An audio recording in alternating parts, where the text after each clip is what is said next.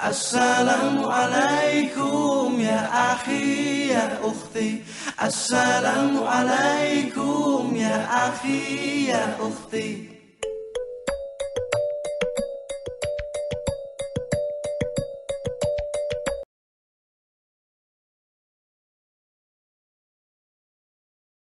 Assalamualaikum warahmatullahi wabarakatuh. Apa kabar anak-anak dari kelas Baghdad, Gaza, dan Cordoba? Kali ini ketemu lagi dengan guru-guru kalian untuk pembelajaran IPS tentang keadaan alam negara-negara ASEAN. Mari kita mulai dengan membaca basmalah bersama-sama. Bismillahirrahmanirrahim. Oke, kita masuk ke negara yang pertama kita akan bahas, yaitu negara Malaysia.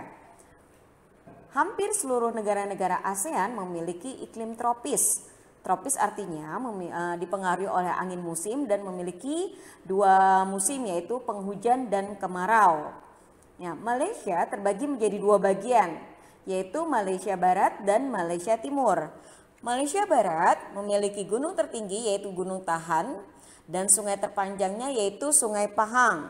Dan daratan pegunungan di sana disebut dengan daratan pegunungan Mediterania. Lalu di Malaysia Timur gunung tertingginya yaitu Gunung Kinabalu dan sungai terpanjangnya yaitu adalah Sungai Rajang. Dari perbandingan antara Gunung Kinabalu dan Gunung Tahan, maka yang tertinggi adalah Gunung Kinabalu. Jadi jika ada pertanyaan gunung tertinggi di Malaysia, maka kita bisa jawab Gunung Kinabalu yang berada di Malaysia Timur. Kedua, kita akan berkunjung ke negara Singapura.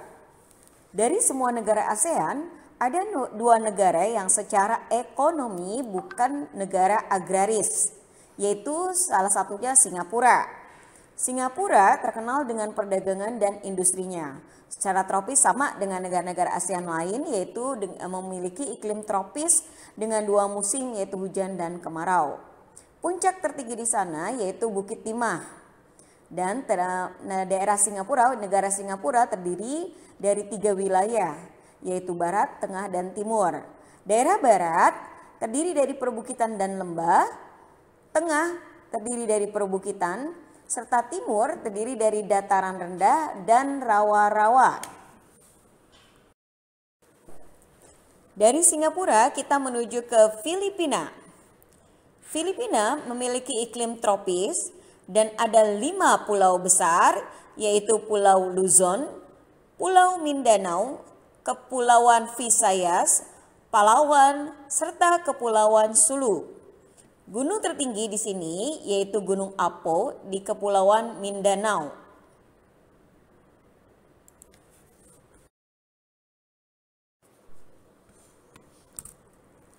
Setelah dari Filipina, kita akan bertandang ke negara Thailand.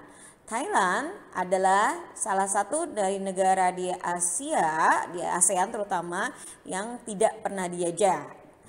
Negara ini dikenal dengan sebutan negara gajah putih.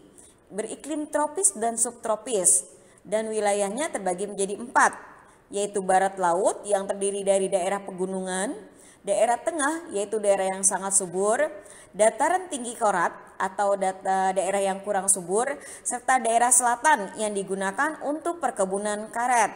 Sungai terpanjang di Thailand adalah Chao Phraya yang berada di daerah tengah, ya, daerah yang sangat subur berarti karena daerah sekitar Sungai Chao Phraya ini banyak digunakan untuk perkebunan, ya.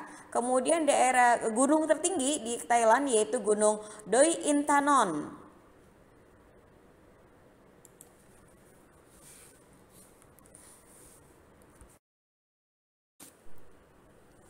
Sampailah kita pada negara Brunei Darussalam. Negara kecil yang kaya dengan kandungan minyak bumi dan gas alamnya ini adalah salah satu negara yang paling kaya di dunia. Secara alam, dia mungkin negara yang kurang subur. Tetapi Allah mengkaruniakan banyak kemakmuran di negara ini karena kandungan minyak bumi dan gas alamnya.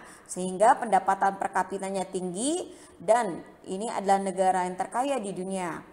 Memiliki iklim tropis sama seperti negara ASEAN yang lain. Nah, daratannya yaitu terdiri dari tanah datar dan perbukitan rendah. Karena itulah menjadi kurang subur untuk pertanian. Gunung tertinggi yaitu Gunung Pagon dan sungainya ada dua, yaitu Sungai Brunei dan Sungai Belait. Vietnam. Vietnam juga memiliki iklim tropis. Daerah Vietnam terbagi dua, utara dan selatan. Di utara terdapat delta Sungai Merah dan Teluk Ha Long Bay. Teluk Ha Long Bay terdiri dari ribuan pulau batu kapur. Sedangkan di selatan terdapat delta Sungai Mekong, yaitu sungai terpanjang di Asia Tenggara. Sesuai dengan julukannya, yaitu sungai terpanjang di Asia Tenggara, maka Sungai Mekong ini mengaliri atau melewati beberapa negara ASEAN. Apa saja itu? Nih, silahkan saksikan slide-slide berikutnya sehingga kalian tahu negara mana saja yang dilewati oleh aliran dari Sungai Mekong ini. Di Vietnam, gunung tertingginya yaitu Gunung Phan Xipang.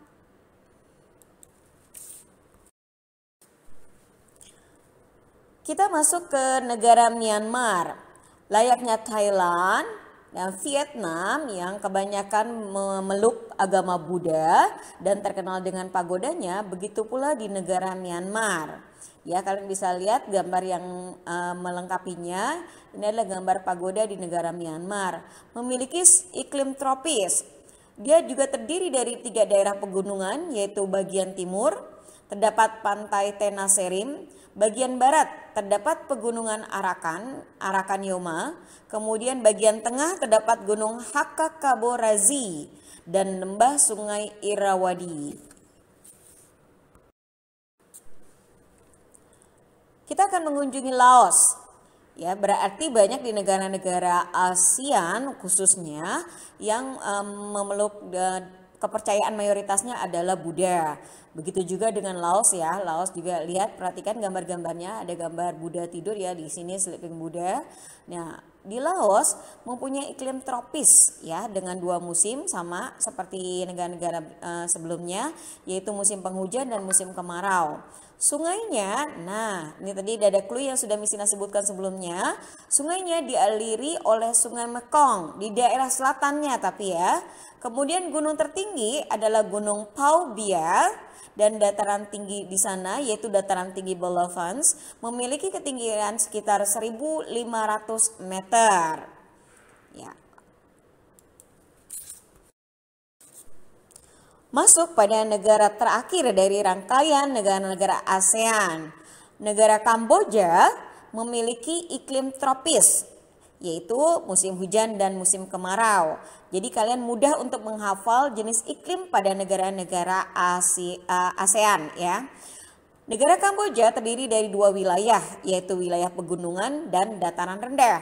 Wilayah pegunungan berada di sebelah barat daya hingga ke pantai.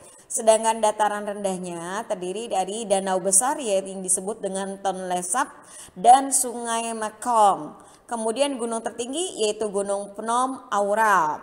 Nah, dari penjelasan dari Malaysia sampai Kamboja, tadi Miss Ina sudah kasih clue tentang Sungai Mekong, yaitu sungai terpanjang yang berada di Asia Tenggara. Tadi kalian perhatikan ada berapa negara yang dilewati oleh sungai tersebut. Menarik bukan untuk mempelajari negara-negara tersebut? Nah, mudah-mudahan penjelasan dari guru-guru kalian menambah pemahaman kalian tentang pelajaran IPS khususnya tentang negara ASEAN, tentang keadaan alamnya. Sampai jumpa di pembelajaran selanjutnya. Wassalamualaikum warahmatullahi wabarakatuh.